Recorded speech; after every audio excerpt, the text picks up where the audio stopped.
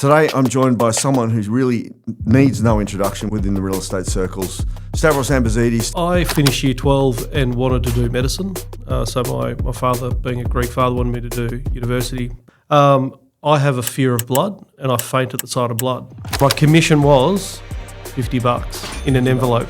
It is street theatre and you can change lives. Every time we haven't stuck to our pillars, it hasn't worked. I suppose what develops a good auctioneer or creates a great clearance rate, ruthless diary is important, ruthless efficiencies. Us that are able have a responsibility to help those that aren't. If you don't adapt, you might as well die. So before I come to work, I've been in my veggie garden. But that's my meditation. We're a long time dead. Enjoy life.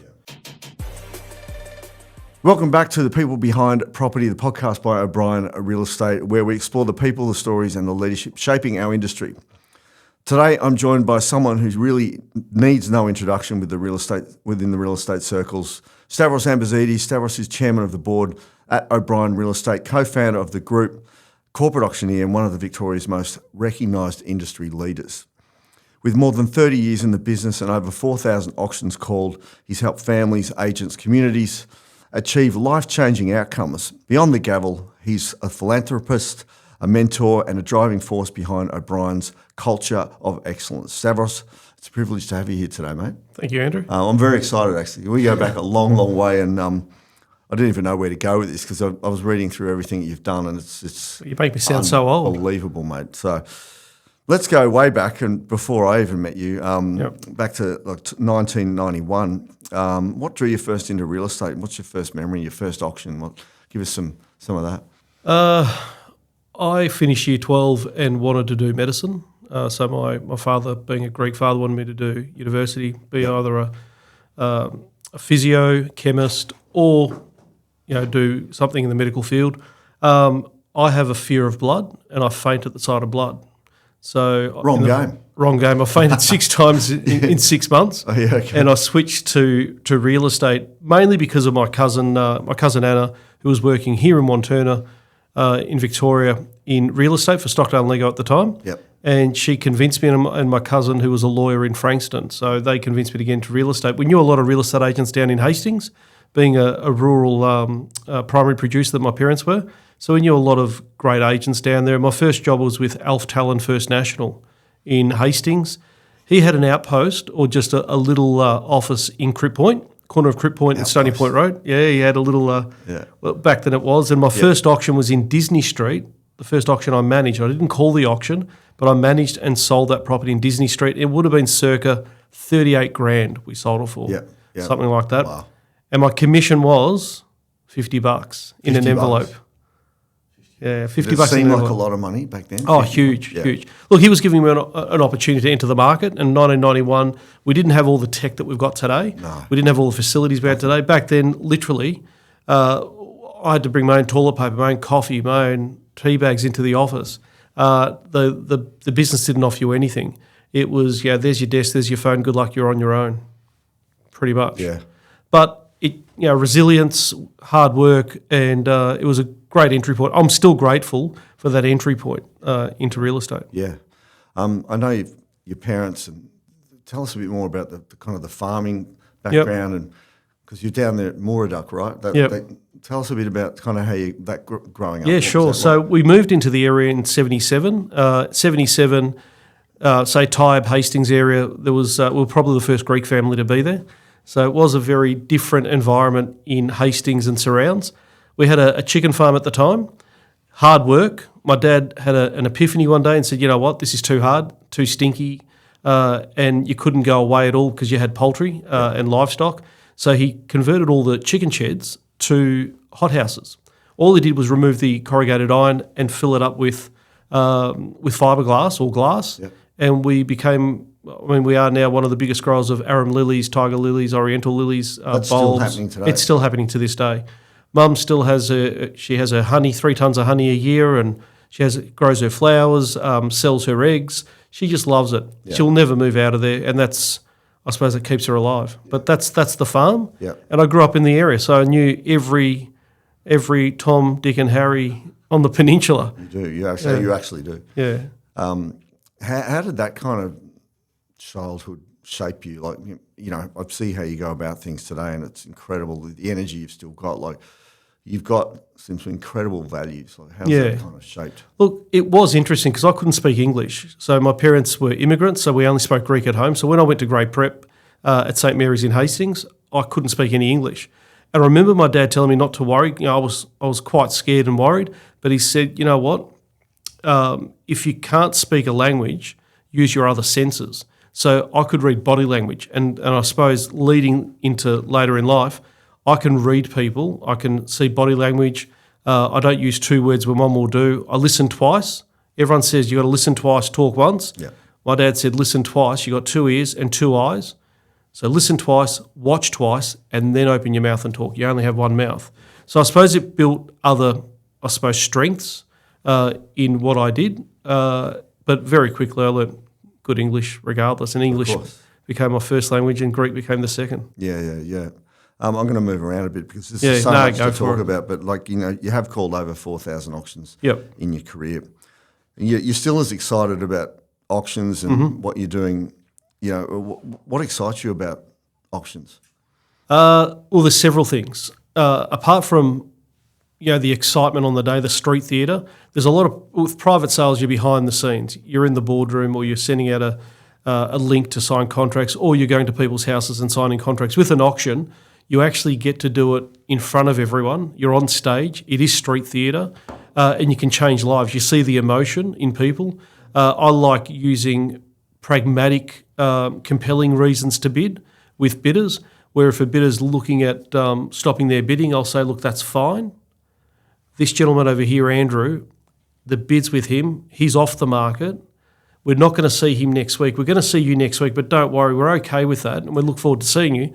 But he gets his Saturdays back, you don't. What would you like to do? And I try and put a little bit of an emotional connection, make them understand whatever the decision they're making, they've got a split second to make sure they've made the right decision. And I'll actually extract another bid from the other buyer, and then another one and it just keeps flowing and flowing. And we do get some great results. Yep. Going inside after an auction and we've knocked it down, and the vendor, doesn't matter what age group they are, usually the elderly are so ecstatic and happy because they've got one chance to getting the best result, and it's their last move. The hugs, the excitement, the family coming up and really seeing what that has done for them, I think that's what gives me purpose. I like to see that. You've achieved very, very high clearance rates over the journey. What do you think makes the difference between, I guess, an average auctioneer and someone that's really passionate about it? And probably it takes time and experience, of course, to get there. Yeah, it's a good question. And look, we're going to go around on a couple of different topics here. The best way, I suppose, you can't put a USB into my head. What these eyes have seen and what I've gone through, I can only, you're going to extract it today, which is good. So you're asking some good questions. Yeah. What creates, I suppose, what develops a good auctioneer or creates a great clearance rate, I think, is listening, being involved, and lots of communication. There used to be a show called Thank God You're Here. I think Rob Sitch and Santo Solaro, the old DJ, used to do it, where they'd set up the actors where they'd open the door, walk in and go, thank God you're here. Early days, there was a lot of that going on with auctioneers. I'd turn up and they go, thank God you're here, Stav. Can you go inside and see the vendor and see if you can condition them or get a realistic reserve? And there was no science behind it. They would just turn up on a Saturday, do 4 weeks of open houses, and then expect the auctioneer to be the miracle worker. It's not the case. Nowadays, you've got to be in early. And if I'm not working or serving the public, I'm serving the people that are serving the public. So I spend a lot of time with the agents, not the actual client themselves. Yep. So we work with the agent. The minute it gets listed, they'll receive a confirmation email, things that they need to expect. I work very, very well with some great auction listers. Yep. Kane Luff is one of them. Yep. We have Ashley Patain. He's developed into a really good auction managing agent. So I think it's preparing it from the beginning. It's like going back to the farm. Dad used to plant trees, and on a baby tree you'd put a stake. Yep. If you didn't put the stake, it wouldn't go straight. Yep. So you've got to have that stake in early so it can grow straight. Foundation. So there's a lot of different analogies that we could use. Definitely. I guess, look, you co-founded OBrien Yep. in 2013. Yep. What was that vision? I mean, I go back with you. I mean, we go back like 2006, MPRE, and Yeah. you were then you owned Harcourt's Mornington. Mm-hmm. Yep. But you always had this bigger vision. Like I'd go and see you, and you're going to Greece to open up an office there, and you were doing all these things, and then. But obviously that wasn't really resonating with you until you got to this opportunity. Tell us a bit about. Yeah, interesting. The journey was in 2001. We founded a company called MPRE, and we didn't know what we were doing really. We were just a bunch of young guys, and we developed this brand, and we had everyone jumping on board wanting to join us, and we grew from within. We were a family. So in 2006, Mike Green came down from Harcourt's and wanted to do a joint venture, and we changed to MPRE Harcourt's. Yep.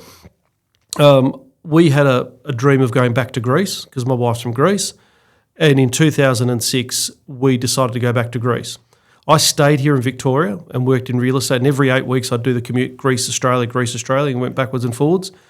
And Mike Green and I decided we wanted to take Harcourt's to Europe and call it Harcourt's International. So we became, we had heads of agreement drawn up. We had some great ideas. He came over to Thessaloniki in Greece, and we had this grandeur of doing Harcourt's through Europe. Small side note, Harcourt's was never going to work in Greece. Harcourt's in Greece, the local folk thought it was hardcore, which related to another industry. Yeah, that's right. Not to to an adult industry. Is that right? Wow. Yeah, so they all thought it was, so that was never going to work. We'd have to change the name. But funny enough, the economic crisis hit Europe. They call it the pigs of Europe, whether it was Portugal, Italy, Greece, Spain, Ireland, and we had to retreat quickly in 2008 back to Australia. I went into Chelsea under Harcourt's. I had a tenure with them. I was part of the Harcourt's Foundation and part of the Harcourt's corporate structure there for a little while until my tenure finished in 13 or 12, thereabouts. And I had this feeling where I wanted to do something similar to MPRE. I actually went out and interviewed other independents, some really great independents throughout Victoria, because I had the blueprint. I had a blueprint which I really enjoyed and liked from MPRE. And I thought if I find a really good independent that's already got the fonts, the colours, the branding, some IP, we could take that independent and maybe help them grow into something bigger. Yep. At the time, I was selling Dean O'Brien's house. Were you? Yeah. I must add, he was one of the most Did he difficult. go easy on you? No, he didn't go easy on me at all. As a vendor, he was very hard on me. He was probably one of the hardest vendors I've had. But, we had a great relationship. Yeah. But it was one day when Darren Hutchins called me and he was interested in a property at 1 Embankment Grove. And I said, I know who you are. You're Hutchie. You're Dean's business partner. And he said, so what are you doing? And I said, look, I'm actually looking at leaving Harcourt's and doing a new franchise. And he said, let's meet tomorrow. And we did. We met the next day. Everything went well in our meeting. We met a day later again. We shook hands. That's back in the days where you could shake hands and that meant something. And we caught up and started this great project called OBrien Real Estate. Dean and Darren took me down to, I think it was down in Phillip Island, San Remo. And we closed in a room and they picked my brains. They literally downloaded all the data out of my head and worked out where offices at MPRE worked, where they didn't. Yep. We quickly established that it was hubs that were the place to be and just little ideas of what worked well, even better if. Yep. And that's the quick version of how OBrien started. Yeah, wow. It started with a listing. A listing Dean's property in Belmaris.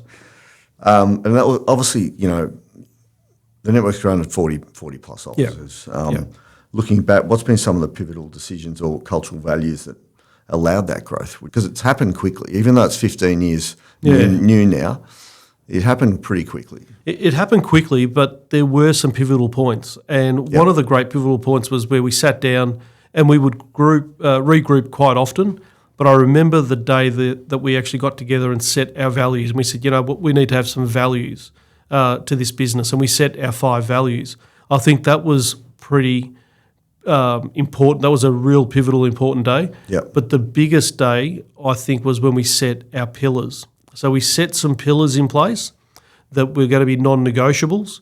And it's interesting, like a listing, like a vendor, if you waver from that your system, and let's use an example, you got vendors that say we don't have any money, and I have agents come to me and say, look, can they pay their marketing money at the end? They've got no money and they don't want to use any Real Flow or anyone like that.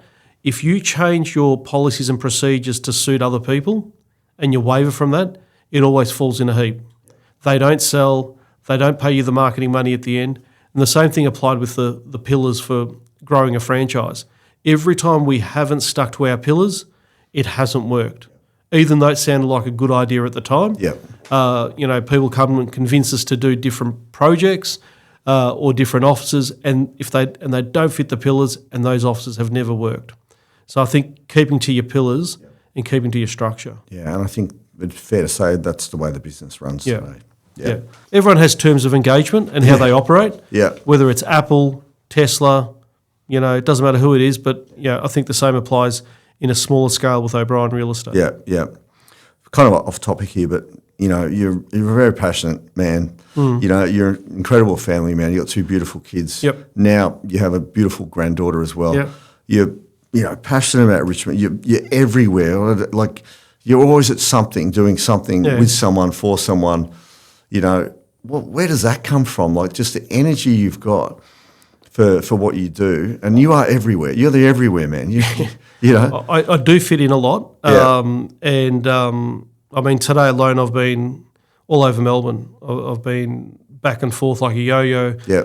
I think ruthless diary is important. Ruthless efficiencies. Yeah. Everything for me is diarised. I want to give every person I meet time. I've met a few of my team today, and I gave them all the time they needed, but then I had to move on to the next thing. So the rule there is that you've got to make heaps of decisions. I've been challenged many times where people say, what if you make a wrong decision? You just make another decision. Yeah. That's the idea of the rule of many decisions. Yeah. If I'm driving to Sydney and I see Mildura in front of me, I've made the wrong turn. You don't keep driving. You make another decision, turn right. And all of a sudden, if I see Canberra, you know what? I've got to turn left. So heaps of decisions, but ruthless diary. And more importantly, now that I'm going up to Byron and back, every opportunity I get, I'll fly to Byron for the day. I know. See my daughter, see my granddaughter, fly straight back down, and I don't miss a beat. So, no, you don't. Yeah. I've seen that firsthand, so it's pretty amazing. Yeah. Tell us a bit about the philanthropy.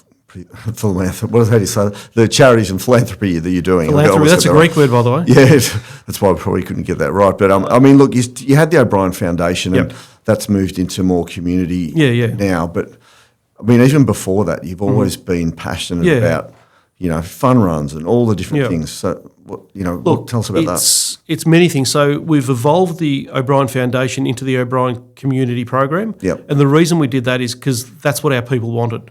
People wanted to have access to be able to support local schools that weren't just DGRE accredited. Yep. And there was too many, I suppose, obstacles with a foundation and too much red tape.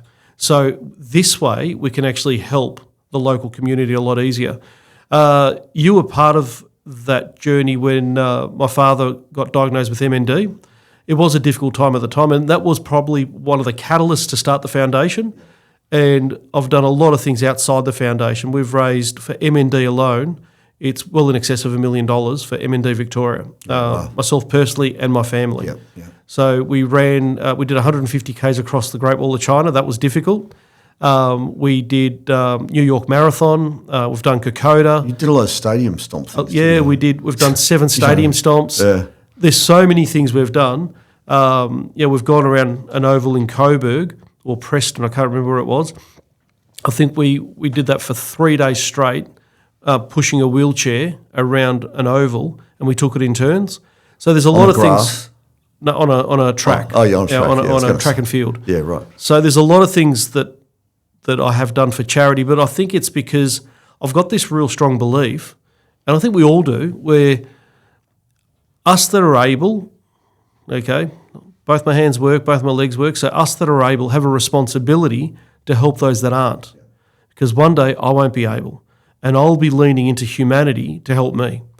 I have had some health scares in the last 12 months that I'm dealing with privately, which you're aware of, and I've just come from there now. So the news is good. I can tell you now, great. Andrew. That's So fantastic. I've got good news today. That's really good. But one day I won't be able, and I will look at others to help me. And I think there's a thing called karma. What I've done, I'm hopefully going to get in return one day. I think that's a great way. In short, that's what it is. Yeah, I could talk about it all day. I know, and you know, it's really good to hear about that. Yeah. As well. I mean, the thing you're doing with Richie's at the moment, I think that's quite unique too. Tell us a little bit about that, because So it's something. I'm very close with the CEO from Richie's IGA, Fred Harrison. We're close friends. We've known each other a long, long time, and it just started as a concept to do just cross branding and helping. So I've been at the Chelsea office since 2007. We've assisted about 6,000 families move, whether it's listing, selling, and moving on. And we thought, as a thank you, this spring we wanted to give something back. So we're going to be gifting $1,000 to each person that sells through OBrien Real Estate, Chelsea or Seaford, a grocery voucher. Yep. They can use it for liquor as well, but as long as it's through IGA Richie's. Yep. And that's a huge gift. And some of the families that have been touched by this have told us that that's going to buy their groceries for 4 weeks. Yeah. Now, I've been in real estate since 91. I've never seen a cost of living crisis, and I suppose behind closed doors with families as I have at the moment. And that's why this all came about, where if we could give something back to the people that gave something to us and assisted us, and that's how it all came about. And we've had Richie's come to the party and assist us. So, Fred Harrison's been an integral part of that. Yeah. Yep. No, it's amazing. I think it's a great initiative, and a great one for this year. Thinking about legacy and vision, and it seems to be one of those things you're continually focused on. It never leaves your mind because of family and just your values. Yeah. You know, you've been awarded a whole range of different awards. You know, REIV Large Agency of the Year, Community Award, winner of a lot of different accolades. So what recognition are you most proud of, and why? Probably all of them, but more importantly, I'm probably prouder of all the people that I've coached, mentored, and they've gone ahead to be great agents. That's where I probably get my biggest buzz, and there's many of those through the industry today. A lot of them are working in other companies now, other brands, and they still call me today for different advice, whether it's Paul Zamalis from the auction company. He catches up with me once a month to mentor him, whether it's Claude MacDessie from Mac Real Estate. There's so many. Tim Heavyside from Heavyside. But there's so many people that I've helped, I suppose, direct in their real estate career. One of my favourites is a young girl that was weekend receptionist. She moved to receptionist, applied for the role as a PA, became the lead agent, and now is a partner at another business. And just stories like that really give me a buzz. So probably that's what I'm most proud of. Yeah, definitely. I think that's awesome. Yeah.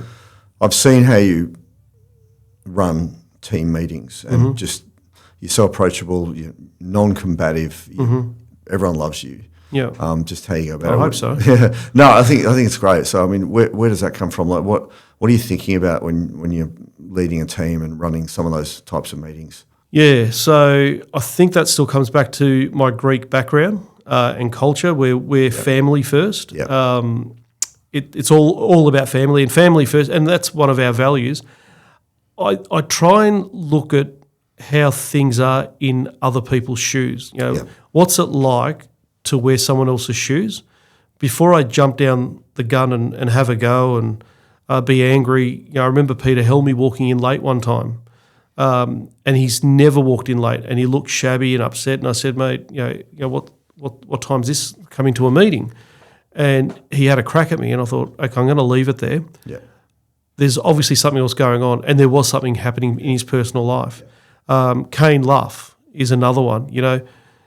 there's a lot of people that have a lot to say, but has anyone walked in his shoes to see from his perspective? So I like to wear their lens and see what it's like from their perspective so I can understand where they're coming from. That applies for auctions, it applies in business, it applies for everything. And I think then I can have a clearer understanding of a more composed method of dealing with something. The Godfather says if you get angry, it clouds your judgment. I try not to get angry. Because obviously it wavers the way I think. Yeah, definitely. I think that's great. Yeah. You've owned and operated 10 offices. You've co-founded 2 other franchise groups. As you mentioned, you've mentored many people through your career. What do you see? What do you see as your legacy in the industry? Interesting. So, we've had 12 offices that I've run, and I think we've got 2 new ones coming. So there's a fair bit. So what's the legacy? I think the role that I'm doing at the moment at the REIV. It is evolving too at the moment. It is evolving. Yeah. So the role I've got at the REIV is chairman of the Auction Chapter. Yeah. There was a huge thing that was done this year, and that was that I had to write a white paper, and Jeff White helped me with that. Are you enjoying that role? Loving it. So I had that today as well. So 9:30 till 10:30. I ran the Auction Chapter meeting for the REIV. Right, and then specialists, and then here. And then, that's right. And part of the white paper, and we're talking about now leaving a legacy and leaving the industry in a better place.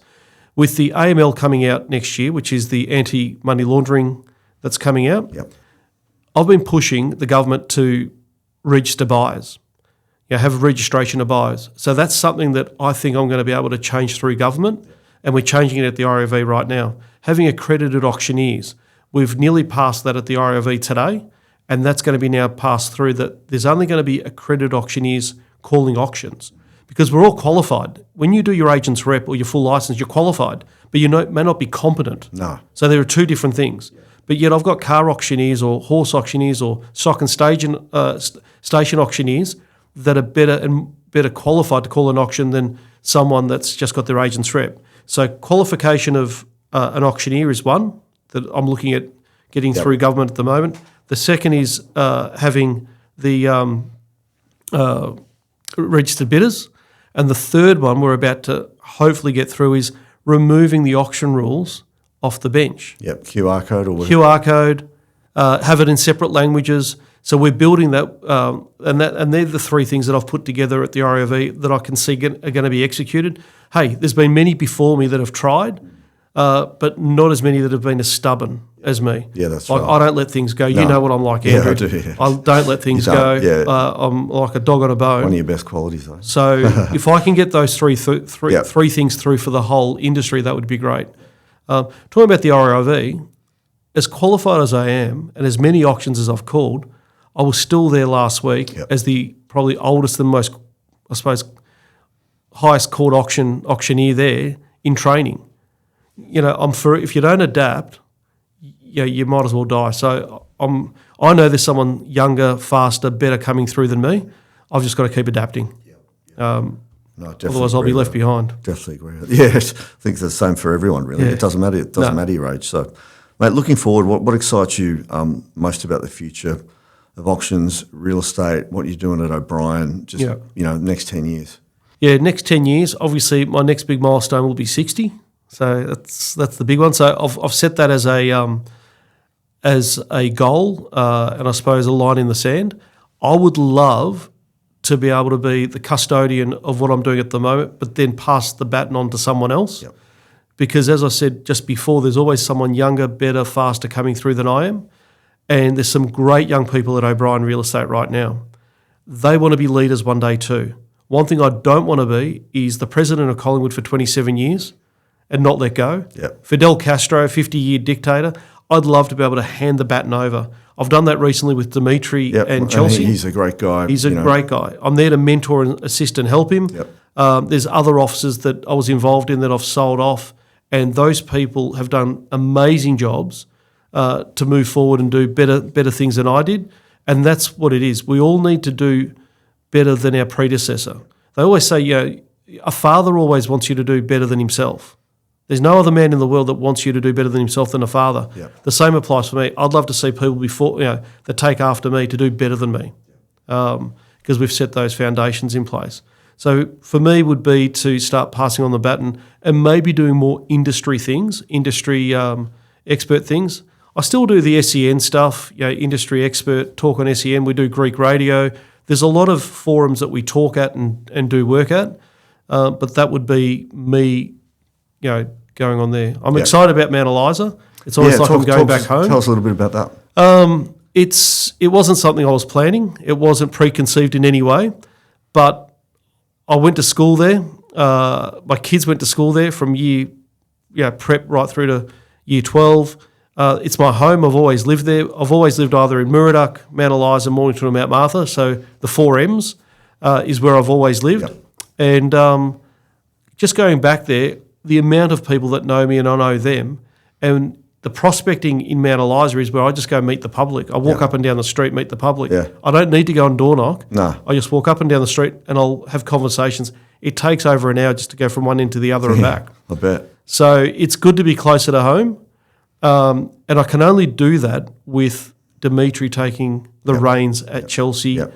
Michelle and Lenny, have bought Carrum Downs. Yep. Katie's now, she's bought Hastings, and all these things that are happening where people are now taking the next step and moving forward and doing a great job. Yep. It allows me to do other things. Oh, definitely. Yeah. You've had some big transactions in Mount Eliza recently, Mm-hmm. Yeah, and we then have. obviously, you were on the block last year, and I know there's a couple of jokes because apparently people was laughing because of the Sunnies or something. I don't really know. No, but they there they are. What can you tell us about next year? Are you likely to be involved in the block next year, or you can't say anything? No, I'll speak over. Look, we had an NDA. We couldn't say anything, but it got out anyway. Yeah, it did. And didn't get out from us. No, that's the main thing. Look, we are very involved with them. Yep. So I'm dealing with the promo team. I was on the phone to them just in the car before I walked in here, organising their catering for Tuesday. They're going to do some promo with drones and helicopters on Tuesday. Yep. We're quite involved with housing all the contestants, not the contestants, sorry, but the executive teams, including Scotty Cam and some of the executive teams. So you're involved in... Yeah. So Matthew Murdoch's probably the encyclopedia of Mount Eliza. Yep. So I lean to him a lot, and I've introduced him to some of these people. Yep. And he's doing an amazing job trying to find properties where they can rent. I'd be very surprised if we weren't involved. We've got a personal relationship with them. We're on a first name basis. We talk every second day. I'd be gutted if we weren't involved. Well, hopefully it goes your way. And I'm sure I'm convincing enough to make sure that we actually get one property. Yeah. I'd love to get 3 if I can. One for Frankston, Andrew Milne. Yep. One for Kane down at Mornington, and one for Matthew in Mount Eliza. So that would be good if I can assist with 3. But definitely see what I can do. Yeah, no, that's awesome, mate. Nearly there. Away from real estate, you are a family man. We've talked about it. Keen tennis player. Yep. Very keen tennis player and bloody good tennis player, I might add. Vegetable gardening. Richmond Football Club. How important is it to balance? All of those things in your life. Yeah, look, people can't understand how much I do. So before I come to work, I've been in my veggie garden. I don't know how you do it. I've got zucchinis, tomatoes. I've got some beautiful garlic coming through, and then I've got a herb garden. Any vegetable you can think of, I've probably got it right now in my garden. But that's my meditation. I don't have my phone with me, so if someone rings me between 7 and 7:30, they won't get me because that's my time in the garden. I love Richmond. I'll go to a lot of the games. You go to the functions too. I go to the functions. I make time and make these things happen. Yeah. But I think the biggest, if I can give a bit of advice in real estate, because Tom Panos asked me this recently and then he used it on his podcast, the biggest advice I can give is that there's one thing that separates us from the animals, that we can choose to do things or not do things. This industry, I've seen a lot of people, I suppose, have a good time, enjoy themselves. I can tell you right now, I've been married 30 years this year. I adore my wife. Yep. I love my family. My family is my life. My goal is that I'll get to the end of my life and my family will be proud of me. They can reflect back. There won't be any skeletons in the closet. I've never taken drugs. I don't even take Panadol, Andrew. Like literally, I think that's what keeps me so energetic, that I'm full of life. I eat what's in season. I like to keep healthy. I'm a little bit overweight at the moment. I've enjoyed a few too many beers this year. Yeah, that's all right. But I think it's easier to say the truth and do the right thing than lie and having to, remember the lie. And Of course. like, life's so busy. I don't know how people could do all the things they do outside of doing the right thing, because there's just no time. No. Right? So that for me is the most important thing. But I'm so big on that. I want to make my grandmother happy, my mother happy, my father happy, my sisters, my wife, my kids, my granddaughter, my son-in-law. For me, my cousins, my uncles, my aunties, there won't be at my burial or at my funeral, there won't be someone that will come out and say, I got some dirt on him. Yeah. Because that would demoralise them. They're so proud of me as they are. Yeah. That's the biggest thing for me. Yeah. Do the right thing, and that was one of our Harcourt's values. Do the right thing. People first, and we've got some beautiful values at OBrien Real Estate as well. Oh, we do, and you absolutely live by that. Yeah. But one final question. It's been an incredible conversation, mate. Yeah. I've got to say, any advice you'd give yourself or a young person? And things have changed in 2025. Yeah. People are struggling. Young people are struggling. Yeah. If they're thinking about a career in real estate, what would you say to them? Okay, there's many parts to this, right? Are we talking about their mindset, following systems? Take it where you want. Like they're not in real estate now. One thing I'm finding of the youth of today, or the future leaders of today, I can reflect back and say, I think I know why things don't bother me. I don't want to go grey or bald. I don't have anxiety. I face everything as it happens. But you must have resilience to do that. Now, I had adversity at an early age where I was a WOG in Hastings, very white demographic, and we had a very hard upbringing, right? And I think that set us apart. I was just a short, fat Greek bloke. I wasn't a tall. I look at some, amazing, handsome young men, and they've got mental issues. And I go, mate, if I had your body and your ability and your opportunities, mate, I would own this world, right? But it's all up here. And for some reason, if you haven't had adversity, you've never had rejection in your life. The first time you get rejection, you fall apart. Now, the worst thing that can happen is they're not going to take my firstborn, right? The worst thing that can happen is someone says no to me. They call me names. My grandparents were in World War II. Yep. They had to dodge bullets and grenades, right? And they were in bunkers. Our youth today aren't in bunkers, they're in safe rooms, and they're worried about words. Don't let words hurt you. Like, people get so offended so quickly. Mate, if I could tell you some of the words that I've had about fat shaming, short shaming, my ethnicity, the food. I used to go to school with my lunchbox. Every other kid had a lunch order. I wasn't allowed a lunch order. I had split Vienna bread, the thick bread with salami and dolmadas and halloumi. Yeah. Now it's trendy, right? Yeah, that's but right. I got teased. I got that food shoved in my face, all over me. It's just, guys, it's not that bad. The sun will come up tomorrow. There's an opportunity for everyone tomorrow. We're going to be a long time dead. Enjoy life. We're a long time dead. Enjoy life. So now that the mindset's gone, let's go into the systems. Whatever you're thinking of, someone's already thought it in running how to run real estate. And if it's still there, it worked. If it's not there, it hasn't worked. So don't reinvent the wheel. Real estate is real estate. Cooking a pancake is cooking a pancake. You need the eggs, the flour, the water, whatever, the milk. Do it in the right order. Do real estate in the right order and you'll succeed. Don't try and reinvent the wheel. Don't complicate it. Keep it simple, stupid. So that's all I can say on that. No, I think it's a very powerful way to end this podcast. I think what you said about it's actually not that bad. No, it's not that bad. It's just not that bad. So, Stavros, your story really is one of passion, leadership and giving back, both to the industry and the community. Thank you for sharing your journey with us today.